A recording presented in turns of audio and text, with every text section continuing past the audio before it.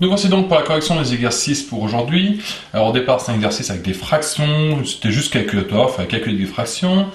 Le deuxième, on s'intéresse déjà plus à utiliser des fractions. Le troisième c'était fractions et calcul littéral. Et le dernier, bon, c'était de la trigonométrie. Alors reprenons un petit peu. Nous avions au départ un exercice avec trois calculs avec des fractions à calculer. Nous avons le premier où on a d'abord une opération entre parenthèses qu'il faut calculer en premier. Donc c'est une addition. Pour additionner deux fractions, on a besoin de les mettre au même dénominateur. Donc la première question qu'il faut se poser, c'est quel dénominateur je vais mettre en dessous. Sachant que je cherche un multiple de 14 et de 21.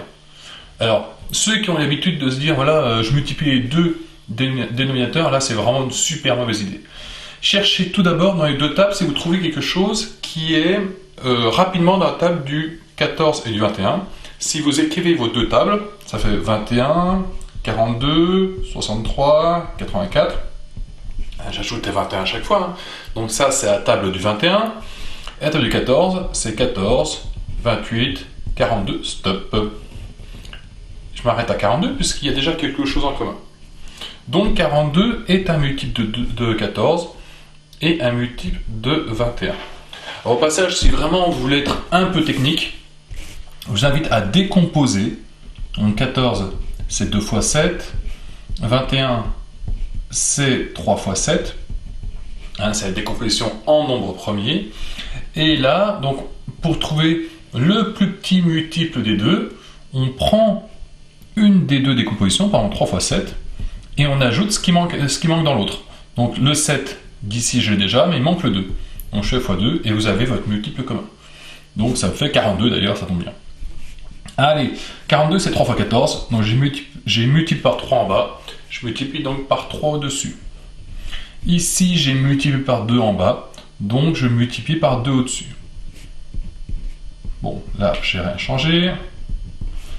Ce qui me fait 9 et 16, 25, sur 42 fois 18 sur 27.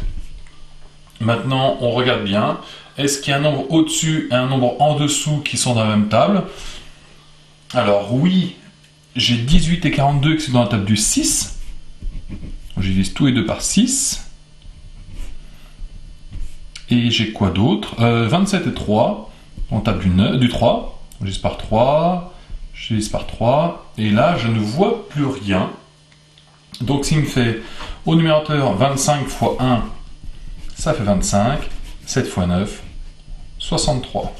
Et on vérifie bien que cette fraction est irréductible. Bon allez, on va aller très vite maintenant pour la suite. Là, bon, c'est 4. N'oubliez pas que c'est des fractions, donc on va d'abord laisser 4. Parce que je vais devoir faire ça. Mais priorité d'abord aux puissances. Donc ça fait 10 sur 63, divisé par, alors, 2 tiers fois 2 tiers. 2 tiers fois 2 tiers fois 2 tiers. Ça fait, alors je vais vous mettre entre parenthèses, comme ça on verra bien, 2 tiers fois 2 tiers fois 2 tiers. Hein 2 tiers au cube, c'est ça. Donc ça me fait 4 moins 10 sur 63, divisé par 2 fois 2 fois 2, ça fait 8, 3 fois 3 fois 3, ça fait 27. Ah, confondez pas, 2 fois 2 fois 2, ça fait pas 6. Hein. 2 fois 2 fois 2, ça fait bien 8. Ensuite, j'ai une division, donc je la transforme en multiplication. Mais pour cela, j'inverse numérateur et dénominateur. Toujours la même idée, est-ce qu'il y a un nombre au-dessus et un nombre en dessous qui est dans la même table? 10 et 8, ils sont dans la table du 2. 27 et 63 sont dans la table du 9. Je divise par 9, je divise par 9. Et là, je crois que j'ai fini. Donc, ce qui me fait, bon, je vais devoir aller à droite, hein, 4 moins 5 fois 3, 15, et 4 fois 7, 28. Pour finir, j'ai besoin de les mettre au même dénominateur, parce que j'ai une soustraction. Donc il suffit de mettre sur 1, et du coup, le dénominateur commun, un multiple de 1 et de 28, bah, c'est 28. Alors, on a multiplié par 28 en bas, on multiplié par 28 au-dessus. Alors, 28 fois 4, ça fait 112. Et moins 15, et donc on arrive à 97 sur 28. Et qui est qui est bien... Oui, qui est bien une fraction irréductible. Et pour finir, allez, j'enchaîne. Donc là, je mets 2 sur 1, ce sera plus pratique pour faire apparaître un dénominateur. Ensuite, donc je mets 4 au dénominateur dans les deux fractions du dessus. Donc j'ai multiplié par 4 en bas, je multiplie par 4 au-dessus. Le tout sur 5. Ce qui me fait 8 moins 11, ça fait moins 3 sur 4. Et le tout sur 5. J'ai une fraction divisée par 5. Donc au lieu de diviser par 5, je multiplie par l'inverse de 5, c'est 1 cinquième.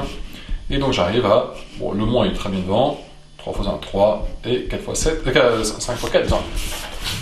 Oups, j'étais en dehors du cadre, je m'excuse. Donc je vous laisse un petit peu relire ce que j'ai fait. Donc j'ai bien mis au même dénominateur au départ, puis j'ai utilisé le sur 5 en passant le divisé par 5, en remplaçant par multiplié par 1 cinquième. Allez, deuxième exercice. Donc là, on allait utiliser les fractions. Donc on a fait un sondage auprès des élèves du collège en leur demandant leur matière préférée. Il en résulte que un tiers des élèves préfèrent les mathématiques. Oui, c'est très peu. Bon. Et 4/9 préfèrent l'anglais. Le quart des élèves restants préfèrent l'EPS. Alors, les élèves préférant les mathématiques sont-ils plus nombreux que ceux préférant l'anglais? Alors, la question en gros c'est, on a un tiers, ça c'est les maths, 4/9, ça c'est l'anglais. La question c'est lequel de ces deux nombres est le plus grand? Quelle est la proportion la plus grande? Alors, il y a la fraction un peu bourrine, en disant que ça c'est à peu près 0,33, hein, c'est un environ mais mis dans le sens. Hein. Voilà. Et puis 4/9, ça fait 4 divisé par 9, qui nous fait 0,44. Bon, autrement dit, là on s'aperçoit très vite que 1 tiers et 4/9, eh ben c'est 4/9 le plus grand. Une façon plus jolie de faire, c'est de les mettre tous les deux au même dénominateur. En l'occurrence, de les mettre tous les deux sur 9. En effet, 1 tiers, c'est 3/9. Du coup, les maths, c'est 3/9, l'anglais c'est 4/9, donc l'anglais c'est plus que les maths. Donc il y a plus de gens qui préfèrent l'anglais que les maths. Oui, je sais, le sondage est bizarre. En regroupant les élèves préférant les maths et l'anglais, quelle proportion représente-t-il? Donc ce que j'ai comme question c'est, j'ajoute 1 tiers pour les maths, 4/9 pour l'anglais. Donc là, pareil, je mets au même dénominateur, donc je mets tout sur 9. Donc ça fait 3 sur 9, de toute façon c'est le même truc qu'au-dessus. Et ça fait 7/9. Donc je continue la question. Quelle est la proportion des élèves restants? Si 7/9 c'est tout, c'est ceux que j'ai regardé, le reste, eh ben, c'est les 2/9 qui restent, qui manquent. Hein, imaginez, j'ai pris l'ensemble des gens, j'ai coupé en 9 parts, j'en ai pris 7. Ben, il m'en reste 2. Et c'est bien 2/9 de part. 2/9 des élèves. Quelle proportion de la classe représente les élèves préférant l'EPS? Alors je rappelle que les élèves préférant l'EPS c'était un quart des élèves restants, après l'anglais et les maths. Donc ça c'est ce qui reste, et donc moi j'ai un quart de ça. Donc moi ce que je cherche c'est un quart de 2/9. Et bien tout est dans la phrase, un quart de 2/9. Et il suffit après de simplifier ce calcul-là. Donc je peux diviser par 2 en haut et en bas, en tout cas ça me fait 1/18. Quelle proportion de la classe représente les élèves sans avis? Alors je vais vous laisser, on va même faire 3 techniques. Les 3 marchent. Première chose, j'ajoute l'anglais, plus les maths, plus l'EPS, et je regarde ce qui manque, je regarde ce qui reste. Autrement dit, là je fais 1 tiers plus 4/9 plus 1/18, donc je mets tout sur 18 et ça me fait hop, ça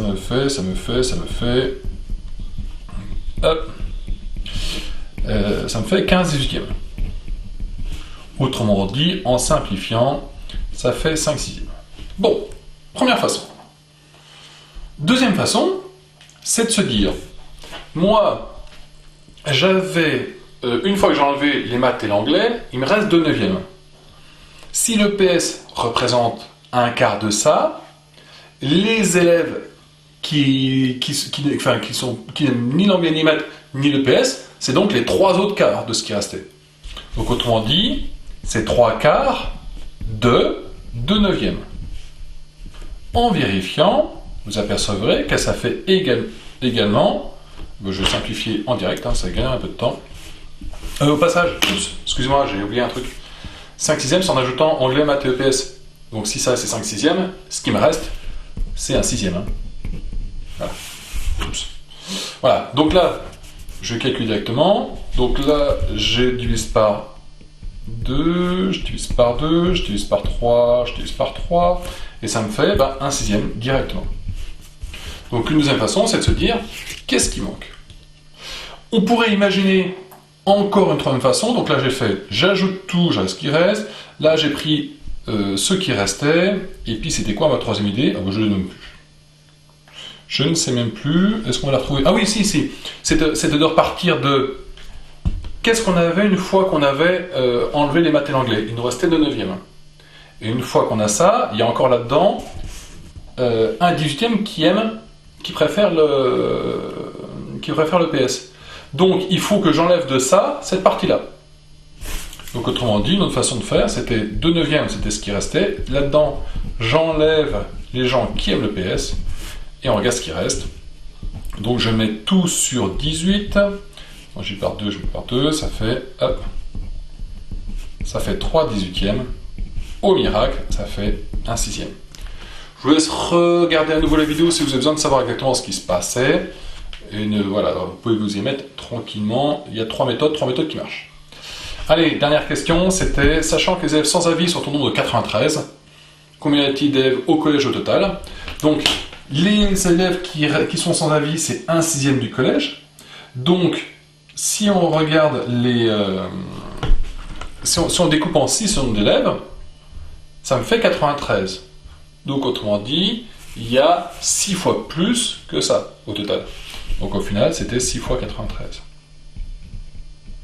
Je vais vous donner une autre façon de le faire. Alors, 6 fois 93, ça fait 558. Une autre façon de le faire, regardez bien, c'est je cherche un nombre, le nombre d'élèves du collège. Quand je prends un sixième de ça, donc un sixième fois ça, ça doit me faire 93. Autrement dit, le nombre que je cherche, quand je multiplie par un sixième, ça fait 93. Pour revenir dans l'autre sens, c'est divisé par un sixième. Bon, c'est 93, excusez-moi, 93. Et du coup, toujours la même chose, je vais faire donc 93 divisé par un sixième, mais divisé par une fraction, je multiplie par son inverse, donc ça fait 93 fois 6 sur 1, et on arrive aussi à 558. Voilà. C'était une deuxième méthode, elle marchait tout aussi bien. Il va falloir qu'accélérer un petit peu parce que là on est un peu long sur la vidéo. Allez, j'ai un problème de calcul. Je lui applique ceci, donc au départ on me demande de faire avec 9, puis avec 3, puis avec 4. Alors, je prends 9, je le multiplie par 4 neuvièmes. Donc 4 neuvièmes fois 9, vérifier le calcul, ça fait 4. Allez, de 9, il se simplifie. J'ajoute 8 tiers. Donc, ça fait 4 plus 8 tiers. Alors, 4 plus 8 tiers, je vais tout mettre sur 3. Donc, je mets sur 1, donc comme ça, je mets tout sur 3. Donc, ça me fait 12 plus ça me fait 20 tiers. Et après, je multiplie par 9 quarts. Donc, ça fait 20 tiers fois 9 quarts. Pensez à simplifier votre calcul avant de le faire. Donc, je divise par 3, je divise par 3, je divise par 4, je divise par 4, et ça me fait 15. Bon, en faisant la même chose, mais avec 4 au départ, 4 fois 4 neuvièmes, ça fait 16 neuvièmes. J'ajoute 8 tiers, ça fait 16 neuvièmes plus 8 tiers. Je mets tout au même dénominateur. De toute façon, c'est toujours une technique, hein. Et ça me fait, que je ne vous dise pas de bêtises, ça fait 40 neuvièmes. Et je multiplie par 9 quarts, ça fait 49e fois 9 quarts, ça simplifie, bon, ça fait 10. Alors la question c'est comment passe-t-on du départ à la fin? Eh bien, si vous regardez, on part de 6, on arrive à 15, on part de 4, on arrive à 10. En fait, on ajoute toujours 6. Et on va le prouver. Si on veut prouver que quelque chose est vrai tout le temps, rappelez-vous, on ne prend pas de nombre, on prend une lettre. Alors, on est parti. Au départ, je prends x. Je multiplie par 4 neuvièmes. Bon, ben, ça fait 4 neuvièmes fois x. On dit 4 neuvièmes de x. J'ajoute 8 tiers. Ça fait 4 neuvièmes de x plus 8 tiers. Et ça, bon, je dis ici que j'ai donc, je ne peux pas les mettre ensemble, mais qu'est-ce qu'on me dit? On me dit après, je multiplie par 9 quarts. Donc ça fait 9 quarts fois ça. 9 quarts fois 4 neuvièmes de x plus 8 tiers. Et là, on peut penser à faire une distributivité. Et là, on se retrouve avec 9 quarts fois 4 neuvièmes de x plus 9 quarts fois 8 tiers. Hein, j'ai bien décomposé, comme ça qu'on voit bien. J'ai fait celui-là fois lui, celui-là fois lui. En simplifiant, ça s'annule, ça s'annule, ça s'annule, ça s'annule. Il me reste que x. Et en simplifiant, j par 3, j par 3, j par 4, j par 4. C'est 3 fois 2 au-dessus et 1 fois 1 en bas. C'est-à-dire 6 sur 1, ça fait 6. Autrement dit, j'arrive à x plus 6. Voilà. Regardez-le à nouveau, faites une pause si besoin pour relire ce calcul-là. En tout cas, qu'est-ce que j'obtiens? J'obtiens que quand je rentre une valeur qui s'appelle x, ce qui en sort, c'est x plus 6. Donc autrement dit, passage de là à là, j'ai bien ajouté 6. Donc mon algorithme fait que j'ajoute toujours 6 à mon calcul.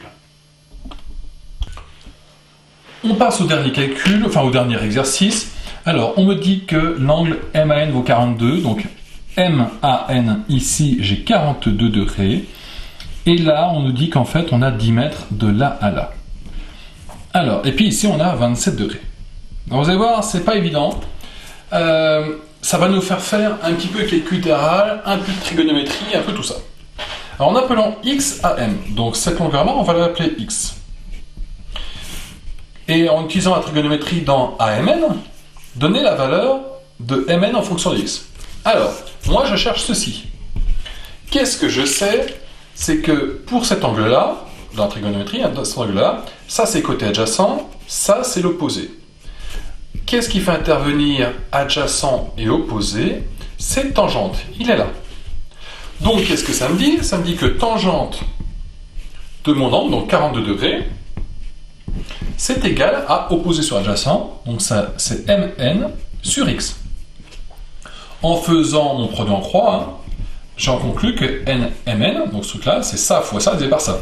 Donc c'est x fois tangente 42, divisé par 1, mais divisé par 1, il sert à rien. Bon, et ben voilà une formule. Ça c'est un nombre, n'oubliez pas que ça c'est un nombre, la calculatrice se connaît. Donc ça c'est un nombre, et donc j'ai bien une formule avec x dedans. En utilisant la trigonométrie dans le triangle BMN, donc dans le grand triangle, donner la valeur de Mn en fonction de x. Même chose, ça c'est l'adjacent, ça c'est l'opposé. On arrive à tangente 27 degrés, qui est égale à Nm sur, attention, toute cette longueur-là, donc c'est x plus 10. Avec la même chose, on obtient que Nm, c'est égal donc à ça fois ça, on divise par 1 qui ne sert toujours à rien, ça fait x plus 10 fois tangente 27 degrés. Et là, il faut regarder ce qu'on a. On a Nm qui est égal à ça, mais Nm qui est aussi égal à ça. Je refais Nm qui est égal à ça, et Nm qui est aussi égal à ça. Autrement dit, ça et ça, c'est égal. J'en conclus que x tangente 42 degrés, c'est égal à x plus 10 tangente 27 degrés. J'ai bien une équation, il n'y a que les x qui sont inconnus, parce que ça c'est un nombre, bon 10 c'est un nombre forcément, et tangente 27 c'est un nombre. Bon, et on me demande à la fin de résoudre ceci. Alors la bonne idée en fait, c'est de faire la distributivité. N'oubliez pas que ça c'est un nombre, donc j'ai bien un nombre fois une parenthèse. Donc je peux distribuer. Donc à gauche, ça ne change pas, x tangente 42 degrés. À droite, ça fait x fois tangente 27 degrés. Et puis, plus 10 tangente 27 degrés. Hein, j'ai juste distribué mon tangente 27 à lui et à lui. Maintenant, n'oubliez pas, ça, vous imaginez que ce sont des nombres. Tangente 27, tangente 42, ce sont des nombres. Donc, j'ai une équation du premier degré, et pour résoudre l'équation du premier degré, je mets les x d'un côté et le nombre de l'autre. Donc, je me retrouve avec x tangente 42 degrés, moins x tangente 27 degrés. Donc ça, c'est ce que j'ai à gauche. Et à droite, il me reste 10 tangente 27 degrés. Bon, maintenant, on va se rappeler un truc. Imaginez que tangente 42 soit par exemple 7, et ça 2. Ça dirait... bon, évidemment, on met le x derrière, ça ferait 7x moins 2x. Ben, vous diriez que ça fait 5x. 7 moins 2. Donc, autrement dit, vous aurez fait ça moins ça. Ce qu'il faut comprendre, c'est qu'en fait, vous venez de faire, alors je vais écrire plutôt en dessous, x tangente 42 degrés moins tangente 27 degrés. C'est ce qu'on appelle une factorisation. Souvenez-vous, on a déjà fait.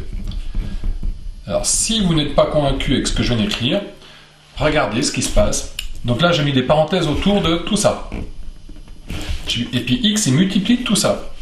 Allez, regardez, si je développais, je me retrouverais avec quoi? À x fois tangente 42, c'est bien ça. X fois tangente 27, c'est bien ça. Mais là, ce qui est fort, c'est que j'ai bien x fois un nombre, n'oubliez pas que ça c'est un nombre, égale un autre nombre. Donc c'est une équation du premier degré, on finit par une division. Et attention les yeux, ça commence à picoter. Et oui, nous sommes en fin de troisième, hein, on commence à envoyer du lourd. Dites-vous que des trucs comme ça, vous allez en voir de plus en plus. Mais regardez la belle formule pour calculer x, et ben la voilà. Ce qui est du côté du x passe dessous en divisé. Et voici l'équation que l'on a résolue. Donc ça c'est un nombre, la calculatrice le connaît, et c'est ce qui me permet de calculer x. Maintenant, tiens, je vous invite à taper ça sur la calculatrice pour voir combien ça fait. Bon bah écoutez, ma jeunesse, maintenant on va continuer sur la trigonométrie, mais on va calculer des angles. A plus tard!